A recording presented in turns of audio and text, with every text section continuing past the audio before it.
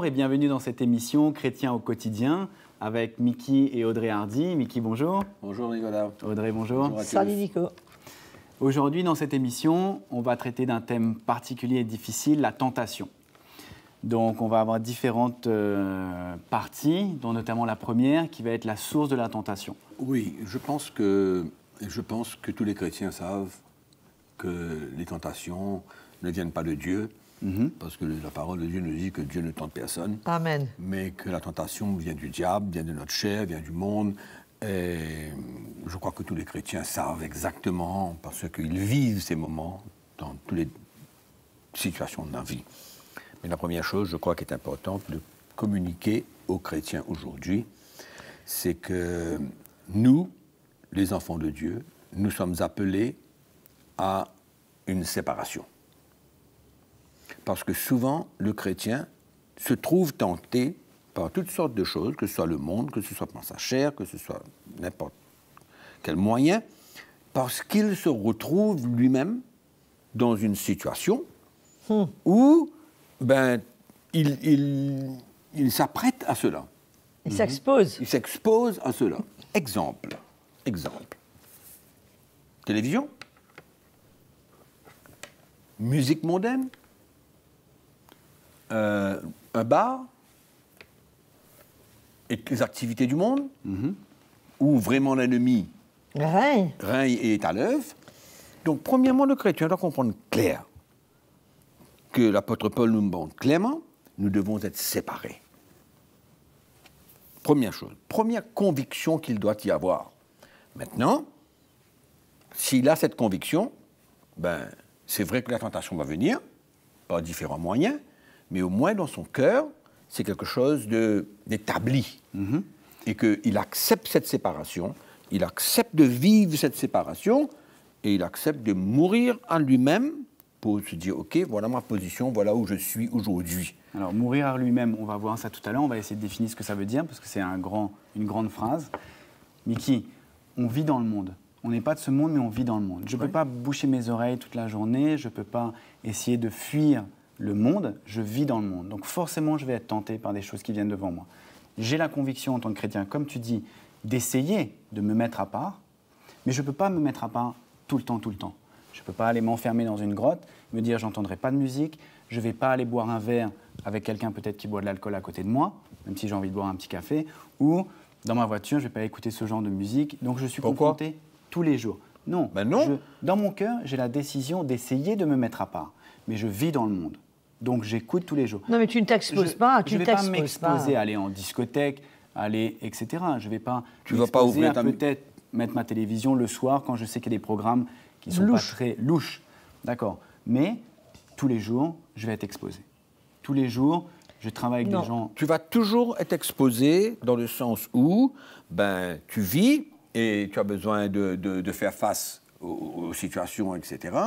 Mais dans ton cœur, tu vis dans le monde, tu as contact avec les gens du monde, tu as contact avec tout cela, mais dans ton cœur, ta première chose, avant de comprendre comment réagir pendant une tentation, c'est que les choses doivent être claires dans notre cœur au départ. Je comprends. C'est une première clé déjà qu'on peut dire. Ce que Mickey veut dire, tu ne peux pas éviter les tentations. Mais il y a des tentations que tu peux éviter en fermant des portes. Ce n'est pas nécessaire d'ouvrir des portes et donner accès à l'ennemi et t'emmener des tentations où tu n'es pas censé les avoir. Je suis d'accord. Où tu n'es pas censé les avoir. Par contre, tu ne peux pas éviter, quand je suis dans la rue, de voir un billboard devant moi, machin, mais je ne veux pas m'attarder dessus. Mais c'est autre chose que, comme tu dis toi, allumer ma télévision à des heures où c'est vraiment pas trop clair et que je sais d'avance que je vais avoir des choses qui ne sont pas bonnes pour moi. Combien de chrétiens aujourd'hui se retrouvent dans des bars? Combien de chrétiens aujourd'hui sont dans les fêtes? Mais qu'est-ce qu'ils font là? Qu'est-ce qu'ils font là? Donc il n'y a pas de conviction. Il n'y a rien dans leur cœur. Pour eux, ils vont vivre la vie chrétienne, ils vont aller à l'église le dimanche, ils vont faire chanter Alléluia, etc., etc. Mais le samedi soir, ils vont aller danser. Le vendredi soir, ils vont aller au bar. Le mercredi, il va regarder la télévision mondaine. Le jeudi, il va rentrer sur son portable et il va ouvrir la pornographie, etc., etc., etc. Bon, je crois que ça, au départ même, c'est pas suffisant de savoir que c'est pas bon, mais que je prenne une position. Alors séparé. D'être séparé. Et puis on peut parler de tentation. Parce qu'à quoi ça sert à un chrétien de lui parler comment réagir dans la tentation si tous les samedis il va se trouver au bar? Je suis d'accord avec toi. Ou tous les jeudis il va se trouver je ne sais trop où. Je suis d'accord avec toi, donc c'est la plateforme pour un chrétien. La première chose, c'est se séparer. Avoir cette conviction dans son cœur. Exactement. Qui n'appartient pas au monde. Ok, je vis dans le monde, mais je ne suis pas du monde. N'appartient pas au monde. Donc je ne me mets pas en risque, je ne me mets pas dans la tentation qu'il pourrait y avoir. Exact. Et c'est une conviction. Et c'est l'introduction. Je la sers pour les gens du monde. Exactement. Donc on se sépare, et c'est ça dont on disait, c'est ça que tu disais, on est séparés, on a une conviction dans notre cœur d'être séparés du monde. Exactement. On vit dans le monde, mais on n'est pas du monde. Voilà. Donc on ne se met pas en risque. On ne s'expose pas. On ne s'expose pas. C'est pendant des situations où on ne devrait pas se trouver, puisqu'à ce moment-là, on se trouve dans des situations justement où la tentation peut-être est tellement forte qu'on tombe et on réalise mais qu'est-ce que je faisais là? Exactement. Alors, Exactement. Non, je suis d'accord. Moi, te donner une illustration. Il faut qu'on avance. Je suis d'accord. Dis-moi. Une illustration. Oui. Je suis en Afrique. J'ai fait beaucoup de voyages en Afrique et je me suis trouvé dans certaines situations difficiles. Pourquoi? Je vais t'expliquer. J'étais dans un hôtel à Abidjan et j'étais avec un frère ensemble et on dînait. Et après le dîner, je me suis assis, il était tôt, je me suis assis sur un fauteuil dans l'hôtel, dans le salon, et le frère était parti dans la chambre faire quelque chose, ou je ne sais pas quoi ce qu'il faisait, et je me trouvais seul. Et je me fais aborder par une dame. Je ne connaissais pas l'histoire. Si, moi je connais l'histoire, tu m'en as parlé. Attends, je me fais aborder par une dame dans le sens que je n'ai pas de communication, mais je sens qu'elle veut s'approcher de moi. Il y a quelque chose, quoi. Qu'est-ce que je fais? Je reste là ou je prends mon chemin, je pars? Mais heureusement qu'il y a l'émission, moi j'en prends. Non, mais c'était simple pour moi. C'était une affaire simple pour moi. Moi, je croyais que j'ai pas eu de situation, non, c'était simple. Donc, c'est ce genre de tentation-là que je crois, moi, que le chrétien doit savoir comment s'en sortir. Il doit s'attendre à ce genre de tentation et déjà être prêt pour savoir comment gérer ces tentations. Ça, c'est la tentation que le chrétien doit avoir. Pas la situation, mais au départ même, il est clair dans son cœur, il est convaincu. Il n'y a pas de... Le monde, c'est ça. Le bar, c'est ça. La télévision, ton exemple ça. dit il faut qu'un chrétien se connaisse les faiblesses de sa chair. Parce que ton exemple, c'est ça. Nous, en tant qu'hommes, moi, je me suis retrouvé aussi dans ces situations. Je sais que si je reste 1 seconde ou 2 secondes de plus dans cette situation, je suis à risque. Tu vas succomber. Je suis à risque. Oui. Est-ce que je vais chuter? Mais en tout cas, je sais que maintenant, il faut que je tourne mes regards. Quand je peux, en l'occurrence, on parle d'une femme, il faut tourner mes regards parce que je sais que ma chair est faible. Donc, je ne veux pas me mettre dans cette situation-là. C'est la première chose. Bon, il y a une histoire qui illustre cela très, très bien.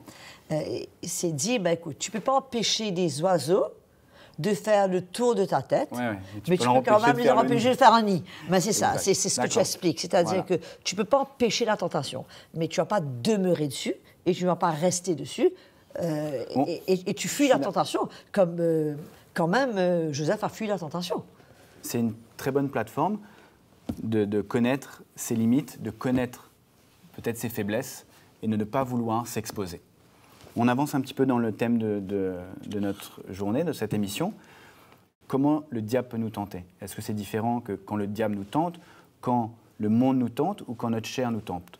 Ou est-ce que ces 3 éléments, pour toi, Mickey, c'est une seule chose? De toutes les manières, il y a l'intervention du diable dans tout.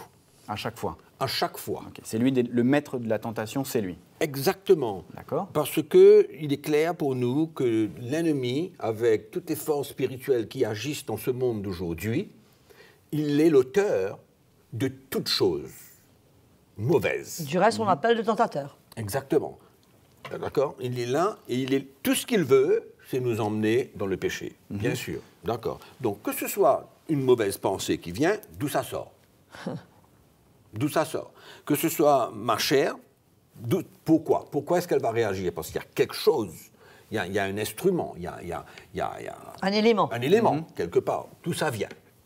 Même chose. Le monde, l'état du monde d'aujourd'hui, d'où ça vient? Donc tout ça, pour moi, on doit être bien conscient. Paul nous dit, fortifiez-vous dans le Seigneur et dans sa force toute puissante, afin de pouvoir tenir ferme dans le mauvais jour, parce que nous serons tentés. D'accord. Donc tout ça, l'auteur, c'est l'ennemi. Et dans les derniers jours, nous savons qu'il y a tellement d'influences spirituelles, démoniaques qui agissent dans le monde et qui sont l'auteur de tout ce qui se passe de mauvais pour détruire l'homme. Ok. Écoute, moi, juste pour te dire ce que je pensais le monde, Satan, devant moi, et la chair, ma chair, je ne voyais pas Satan dans ma chair. Ma chair, c'est ma chair. Non, il utilise ta chair. Voilà. Il va utiliser ta chair pour ta tentation. Il y a l'élément qui est là. Il va utiliser ta Ma chair. chair, c'est ma chair. Oui, oui. C'est à moi de me connaître. Et lui, il me tente avec des éléments extérieurs. C'est lui le tentateur. Lui seul, exactement. C'est pas la chair qui tente, c'est lui le tentateur. C'est lui le tentateur. Oui. Donc, il faut faire attention à notre chair. Oui. Parce que notre chair, on la maîtrise. Exactement. Comme on disait, il faut qu'on sache où on va, où on se tient, avec qui on discute, avec qui on va, etc. Parce que le tentateur est à l'extérieur, soit le monde avec ce qu'il nous propose, soit lui-même avec des esprits démoniaques. Oui. On est d'accord comme ça, c'est bon? C'est sûr, c'est sûr. Est-ce qu'on peut regarder peut-être dans la parole où ce que Jésus, lui, a vécu, comment il a passé les 3 tentations quand le diable l'a emmené, d'accord, dans le désert, comment il a réagi? Il a réagi par la parole de Dieu. Il a résisté, d'après ce que la parole de Dieu disait, dans les situations précises, que l'ennemi s'attaquait à lui. Ok. Mais quand même, la tentation, il faut être conscient que c'est pas du tout... c'était une tentation très précise que le Seigneur avait à faire face. C'était pas la tentation exactement comme dans beaucoup de situations que les chrétiens sont tentés aujourd'hui. Lui, c'était une question d'adorer le diable, c'était une question de le reconnaître, tenter Dieu, qui se jetterait de la colline pour être écu. C'était un type de tentation quand même à notre niveau. Mais beaucoup de chrétiens aujourd'hui sont tentés dans des situations de tous les jours. Et, par exemple, si je suis confié la caisse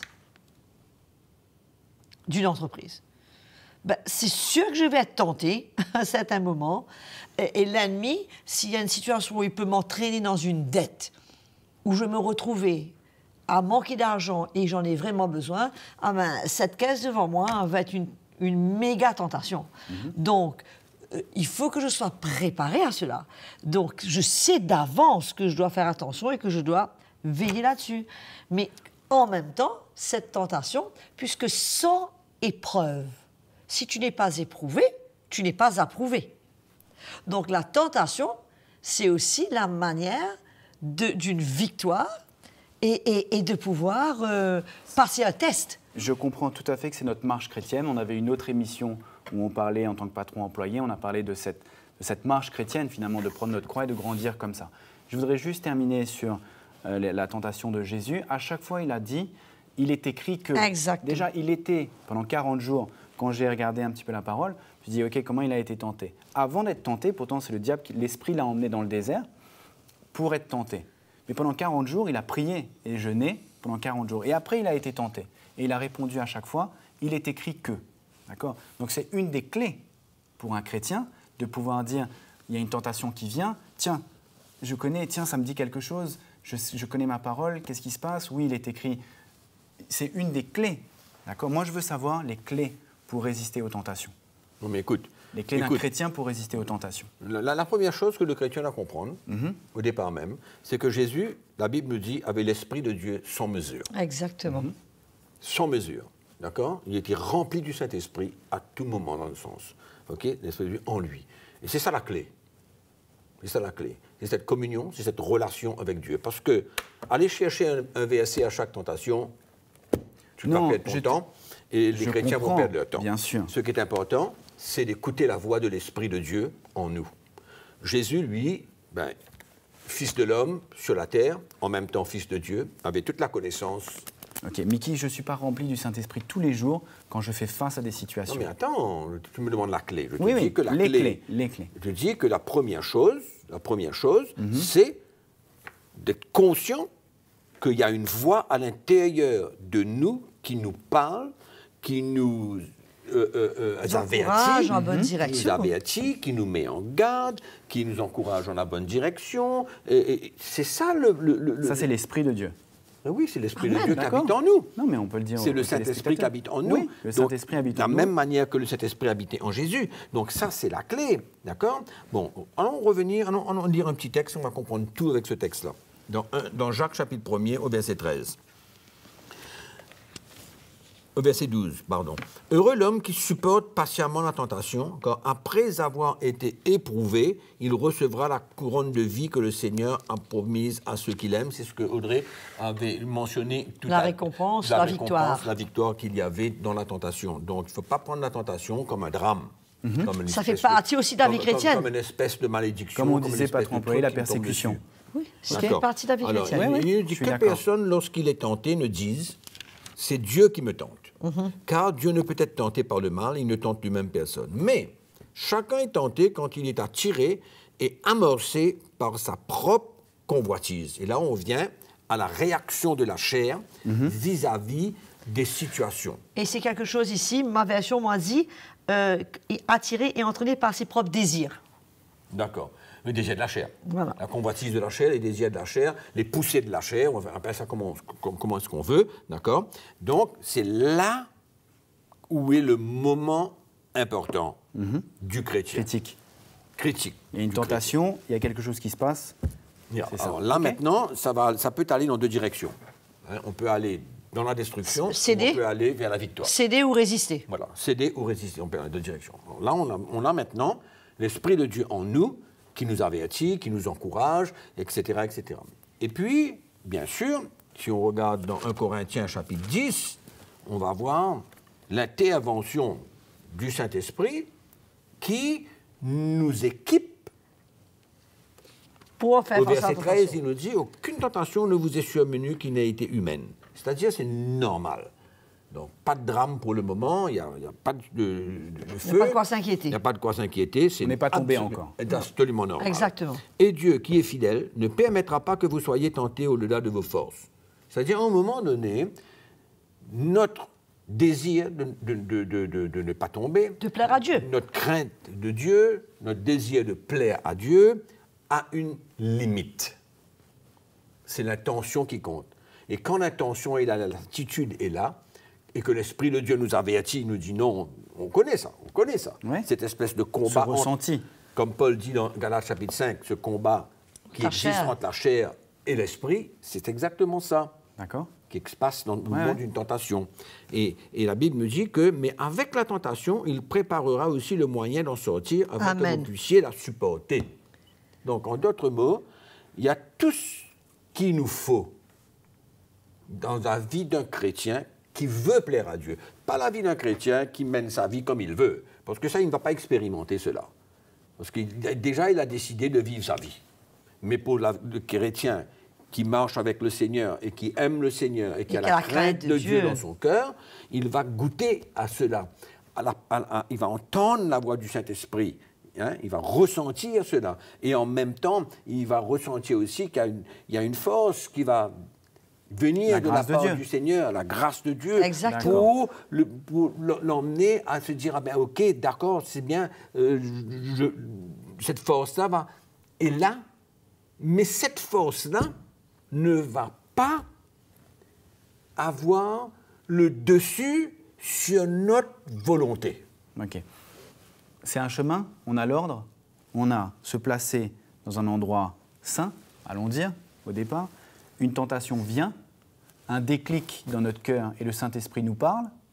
On a le choix. On a le choix maintenant, d'accord ? Soit, et c'est notre choix, et personne ne peut nous guider dessus. On a notre propre chair et notre propre conviction. Soit on cède, soit on crie au Saint-Esprit et on a besoin de sa grâce. Et on a besoin de cette force surnaturelle. Oui. D'accord ? Oui. Moi, je veux plus comprendre ça. Ça paraît incroyable, mais effectivement, je suis tenté. Je peux me dire, non, fais attention, il y a un petit quelque chose qui me dit, comme tu disais, non, ne vole pas, non, retourne dans ta chambre d'hôtel, non, fais pas ça. Je peux avoir ce petit déclic, mais qu'est-ce qui se passe ? Qu'est-ce que le Seigneur nous propose ? Qu'est-ce que le Seigneur nous donne ? Est-ce que c'est une force qui t'emmène ?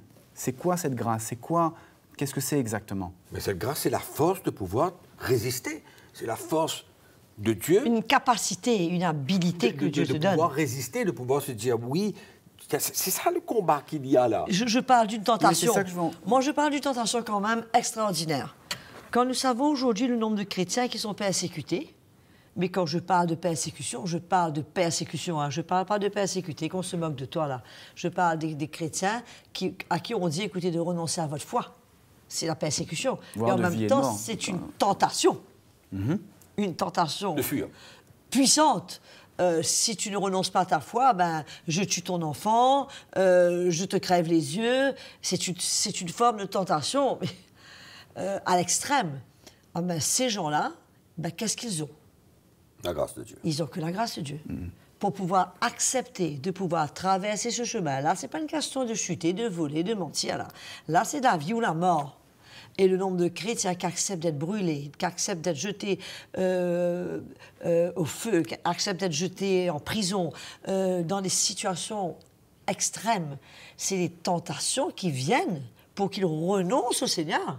Mais la grâce de Dieu tu veux est pas comprendre. tellement incroyable. Il y a certains qui s'en sortent et qui témoignent et qui disent que dans ces moments-là, ben, ils n'ont rien senti, quoi. Ils n'ont rien souffert et pourtant, nous, on regarde, on est bouleversés, on est finis, on est brouillés. Mais eux, la grâce de Dieu dans ces moments-là a été tellement extraordinaire ben, qu'ils n'ont rien senti passer. Mais au fond d'eux, il a fallu avoir cette détermination de dire non, non, non. Ce déclic de prendre ce chemin-là. La croix devant moi, le monde derrière moi, je ne vais pas lâcher, je vais rester fidèle à ma conviction et au Seigneur. Et c'est cette foi que nous avons dans le Seigneur, dans ces moments-là, qu'il sera là, et que ce verset-là, vous autres, est extraordinaire. Ne permettra pas que vous soyez tentés au-delà de vos forces. C'est-à-dire qu'à un moment donné, tu es plus en contrôle quelque part. Comme Audrey vient de dire là, tu acceptes de prendre ce chemin et le Seigneur te donne la force, te donne tout dans ces moments-là. Il fait des miracles. Même la joie, finalement. Ouais. Même la joie. Même. Oui. Donc il ne faut pas essayer trop de... Comment on appelle? D'expliquer, mais tu sais que c'est une force divine, tu sais que c'est quelque chose de spécial qui vient dans ta vie pour ce moment. Et encore une fois, quand quelqu'un a expérimenté cela, il sait que ça existe, que c'est vrai, il a expérimenté. Donc, c'est une force incroyable pour la prochaine tentation qui risque d'être encore plus forte que la première. Mais quand tu as eu la victoire, tu sais que ça ne vient pas de toi. Il suffisait simplement que tu prennes la décision de rester fidèle à tes convictions. Et après, le Seigneur, là où toi, tu t'arrêtes, c'est le Seigneur qui... Non, on ne peut pas l'expliquer. C'est une force incroyable. C'est la main de Dieu, finalement. Exactement. Une fois qu'on a pris une décision de ne pas, la main de Dieu est là et nous dit « Ok, maintenant, je t'emmène. Maintenant, je suis avec toi. Maintenant, je vais t'emmener à continuer ce chemin-là. » Et c'est ça qui fait la différence entre le chrétien et le non-chrétien. Puisque le non-chrétien aussi est tenté. Il n'y a rien, oui.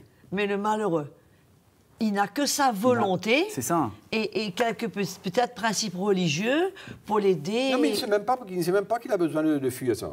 Il est dans le monde, il est content, il fait ça, il ne sait même pas qu'il a besoin de... Non, parce que notre conscience, tout homme sera jugé selon notre conscience. Tu es d'accord avec ça? Quand j'étais pas chrétien... Ça parle du jugement. Non, mais quand j'étais pas chrétien et que j'allais pécher, je ne savais pas que j'allais pécher, mais je me disais tout le temps, il y a quand même un petit quelque chose. Ça, c'est une très petite minorité qui pense comme ça, qui ont ce genre de réaction-là. Écoute, moi, je l'ai vécu.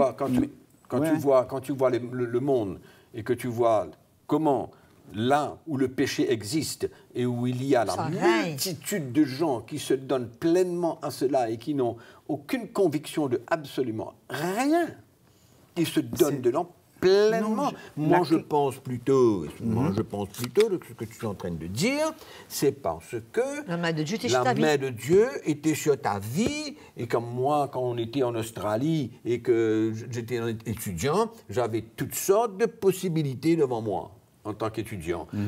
Et tu connaissais pas le Seigneur. Et je connaissais même pas le Seigneur. Et je ressentais que c'était pas bon de faire ça. Il y avait un frein. Mais pourquoi? Parce qu'il y avait un appel particulier sur ma vie. Donc, mais le reste de tous ces gens-là, mais le péché, c'est quoi? C'est mode de vie. C'est mode de vie, c'est normal, c'est l'expérience, c'est Dieu qui a mis ça là. Et c'est terrible puisque ces gens-là, malgré tout, quand ils pêchent et qu'ils tombent, ils savent qu'ils ont mal fait. Quand ils ont trompé leur femme, beaucoup d'entre eux vivent quand même sous leur culpabilité. Ils vivent d'une manière où ils se sentent coupables, où ils se sentent malpropres. Ils se reprochent eux-mêmes. Ils n'ont pas de paix, mais il n'y a rien qu'ils puissent faire. Donc si le chrétien, lui, n'utilise pas la grâce de Dieu, qui est pourvue dans ce moment-là, il n'y a aucune différence entre lui et la personne du monde. Ah oui, il se retrouve au même point. C'est-à-dire qu'il cède à la tentation en dépendant sur ses propres forces. Mais on n'est pas appelé à faire face à la tentation dans nos propres forces. On est appelé à faire face en dépendant sur la grâce de Dieu, mais la décision, quand même, nous appartient. Exactement. Non, ce qui est extraordinaire par rapport à des gens dans le monde, je redis ce que j'avais dit. J'étais tenté, j'avais un check, mais j'avais pas de force. J'avais pas de force pour m'emmener à résister. Oui. C'était trop bon, c'était trop excitant, c'était trop le péché, quoi. Oui. Aujourd'hui, la clé pour nos auditeurs, pour nous-mêmes, c'est de dire, il y a ce déclic qui vient, mais il y a une force incroyable. Extraordinaire. Puiser dans cette force. Oui, elle est illimitée, et c'est ça la victoire. Oui. Et la victoire qu'on aura demain, comme tu disais, nous permet de résister encore plus à une nouvelle tentation et dire, moi je sais que j'ai un réservoir. Et j'ai eu la victoire, donc je peux avoir encore la victoire. Et je sais que le réservoir est là. On met une parenthèse. Et si on tombe, c'est pas la fin du monde. Parce que c'est important de le dire, que c'est sûr que dans beaucoup de tentations, les chrétiens vont tomber et que c'est pas la fin du monde, puisqu'il y a la grâce de Dieu, il y a le pardon de Dieu, il y a la repentance. C'est encore le chemin qui est sorti, le chemin de sortie qui est pour nous, quand on réalise qu'on a fauté et qu'on soit brisé dans notre cœur, un cœur contrit, un cœur brisé, et qu'on se repent devant le Seigneur, c'est terminé, on se relève et on reprend notre course. C'est encore une fois la différence entre nous et les gens du monde. Eux, ils ne peuvent pas se débarrasser de ce sentiment de culpabilité, mais nous, on peut, et de condamnation, mais nous, on peut sortir de là comme si ça ne s'est jamais passé après avoir expérimenté le pardon du Seigneur. Et ça, c'est une très bonne nouvelle. On tombe, on se relève. On se relève et on continue. Ok. J'espère que cette émission vous a plu. Il y a beaucoup de sujets comme ça, beaucoup de thèmes, beaucoup d'émissions que vous pouvez télécharger sur citimi.org. Il y a un livre aussi qui est téléchargeable gratuitement que Mickey a écrit, Le défi de la croix. Il y a beaucoup de sujets, dont un sujet, la croix et la tentation, où Mickey en parle clairement. Il y a beaucoup de clés, tout ce qu'on vient de dire est bien écrit. Donc n'hésitez pas à le télécharger. J'espère vous retrouver très prochainement pour une nouvelle émission. Mickey, merci beaucoup. Et Audrey, merci beaucoup. Merci Nicolas et au revoir à nos téléspectateurs. À très bientôt, merci beaucoup. Au revoir.